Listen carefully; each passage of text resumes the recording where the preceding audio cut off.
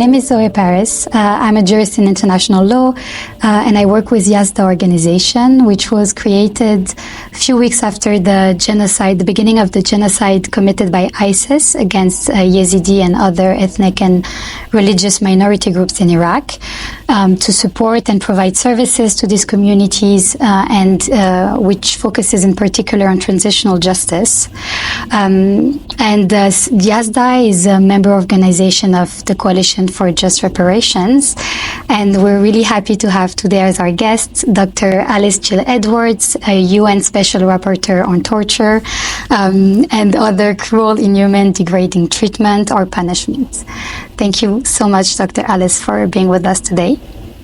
And thank you so much for visiting Iraq and taking the time to speak with civil society organizations and survivors groups.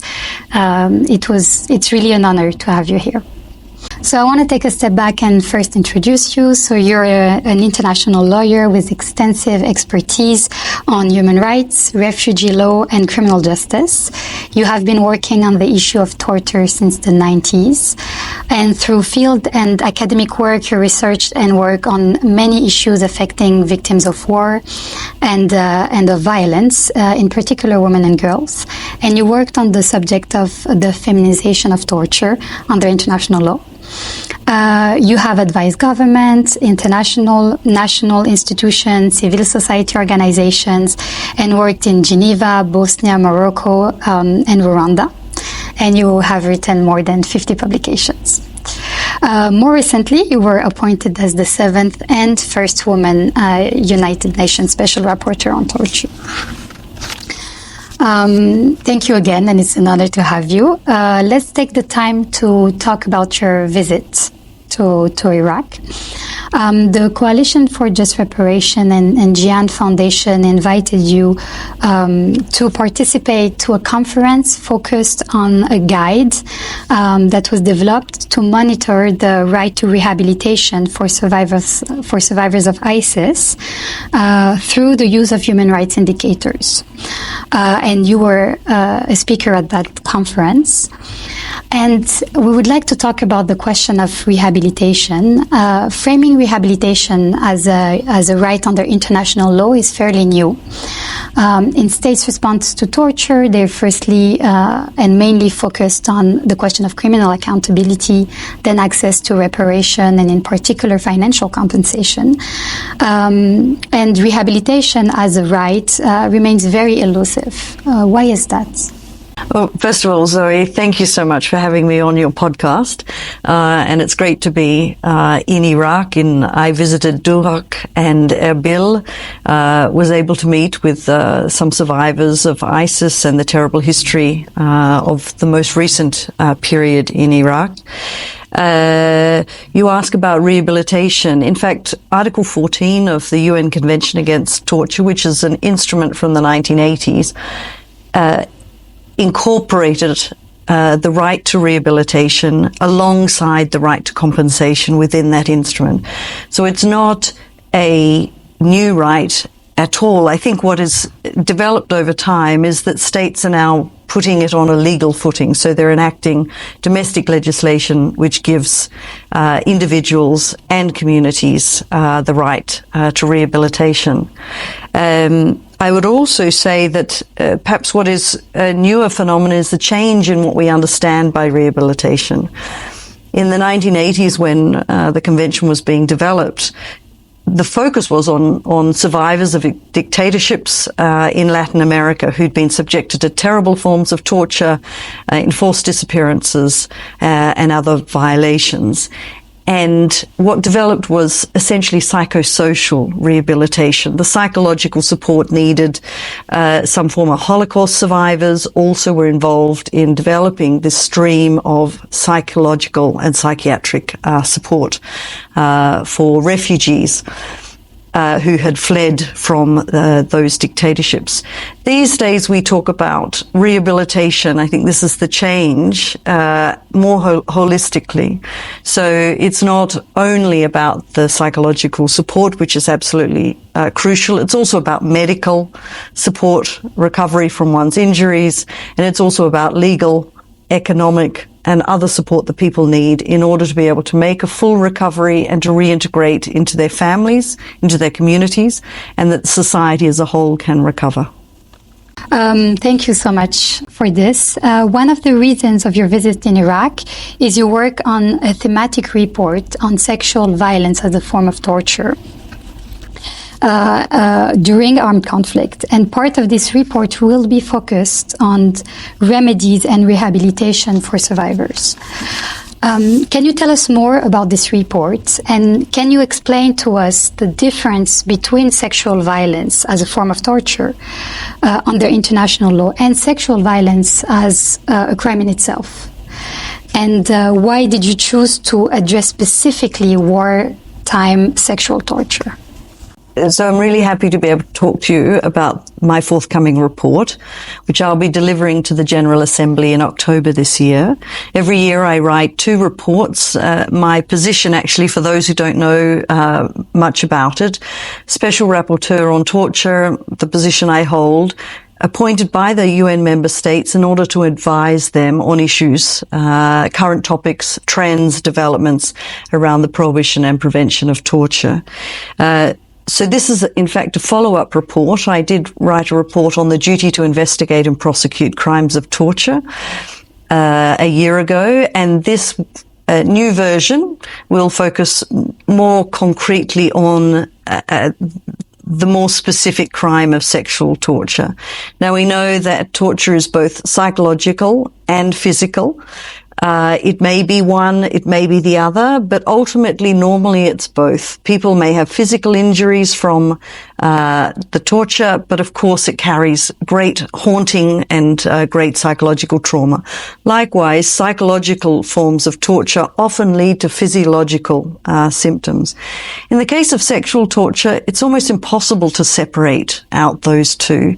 And I also think what I'm seeing across the world is that with deep regret, sexual torture is still being used as a means of warfare, of perpetrating egregious forms of torture, and within that context also sexual forms of torture.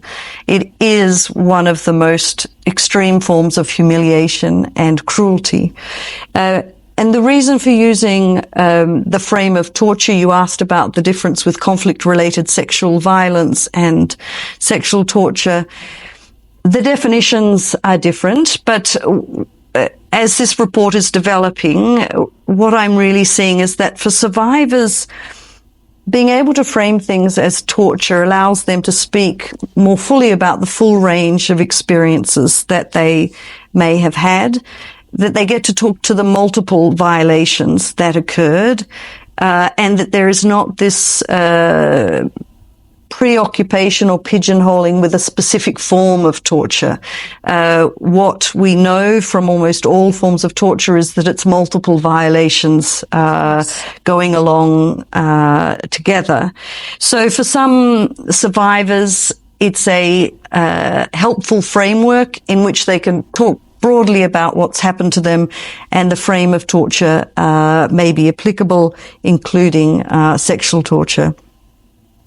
The second thing to say is that from a justice perspective, the legalities of calling something torture as opposed to conflict-related sexual violence, which is more a policy term that was developed for an agenda following the Resolution 1325 to actually give focus to what we're discussing today, and it has had a big effect in that regard.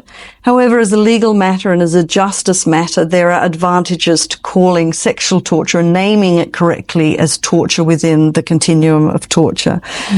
And these are, I'll mention a few. First of all, torture is absolutely prohibited under international law. That is accepted by all states. So when sexual violations are framed as torture, they are absolutely prohibited under international law. There are no defences of command responsibility. There are no statutes of limitations, which means that at no point is a government able to say one can't raise a claim of torture. And there are no immunities or amnesties that may be imposed that otherwise might be imposed for other types of crimes. So I do think both from a rehabilitation perspective for survivors, but also from a justice perspective, which can be part of their rehabilitation, but also a standalone area, using the torture frame can be very helpful. And I think perhaps one of the strongest reasons is that there's no shame in torture. You get to be able to claim that you're a victim or a survivor of torture, and there is no shame in that. Whereas we do know in most societies there are shames and stigmas that attach, regrettably, to survivors of sexual violence. So I think it also allows the dignity for people and survivors, whether men or women or children, to be able to speak more freely about their experiences and to have them framed in this way. That's extremely interesting, and the part on accountability and being able to prosecute more easily on the basis of torture is really, really interesting.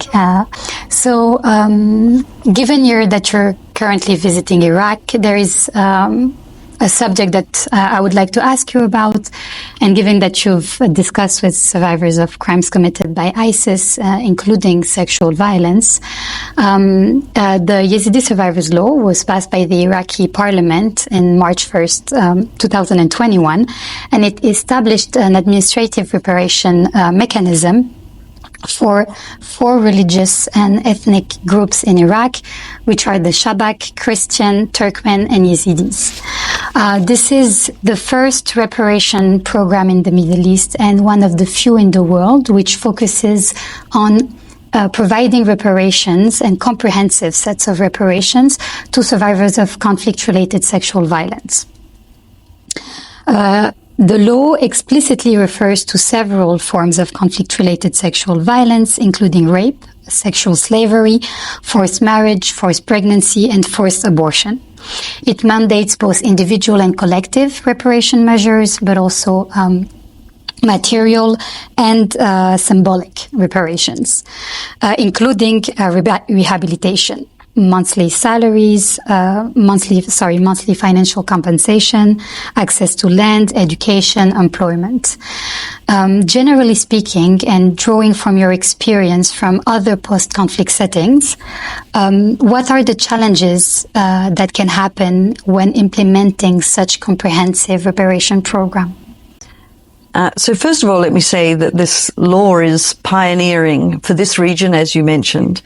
It's a very good first step towards other legal rights, I think, around the framework of torture, but also genocide and other atrocity crimes. Challenges that I've seen elsewhere in terms of similar laws or access to rehabilitation that has a legal basis, first of all, is how inclusive the law is. Do people feel as though they are included? Are there problems with groups being left out? In many ways, while there are certain victims of especially the ISIS crimes, there is also the wider community and various different groups, so including men and boys and children who also need to be incorporated into any rehabilitation programs and laws. The second, I'd say, is making sure that people are aware that the law exists and how they are able to exercise their rights. And the third, I would say, is about accessibility, whether people know how to get access, where they apply. Is the place where they apply safe?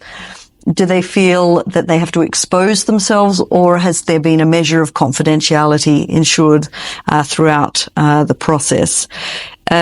Also very important that the resources and expertise of those who are not only receiving the applications, but also then delivering on this rather large scale effort to provide rehabilitation for victims and survivors. So the resources and the expertise of the government and other service providers need to be ready and well equipped. And I would say throughout all of that process, ensuring that survivors of ISIS crimes are not re-traumatized in this process, that this is survivor-led. I understand there were lots of consultations with survivors in this law, but likewise those consultations need to continue through the law's implementation. Thank you very much. And it's actually, all of these are very relevant to the Yazidi Survivors Law and to what we're seeing in Iraq in terms of implementation of the law. We did an assessment at Yazda with survivors, and we realized that a lot of them knew about the law and about the monthly financial compensation, but didn't know about the other elements within the law and the other reparation measures within the law. And as we discussed, there has been a lot of issues related to access and barriers. So my final question for you is, are there any impressions that you would like to share with us on the days that you spent in Iraq? I'm glad you gave me this opportunity, Zoe, to do the podcast, but also to say a few words at the end. I've been really blown away by the level of commitment of the civil society actors that I've met and the survivors' engagement in those organizations, being members of staff, being clients, engaging in networks. I also think this kind of coordination that the NGOs and others are that have through the Coalition for Justice, and this big poster beside us shows how many people and organizations are involved. I am also been impressed by the wish and desire to continually improve, whether that's psychosocial support, physio, all of the services, and how there's this kind of continuous learning and training and sharing. I think if all of these people were in charge of the rehabilitation program that's being planned, I think the survivors are in very good hands.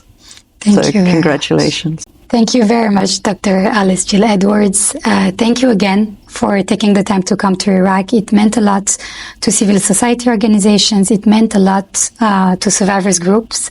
When we asked them if they were interested in meeting you, they all said, of course, it's so important for us to be able to talk about this, and in particular with the UN Special Rapporteur on torture. So really thank you for your time, and thank you for the podcast.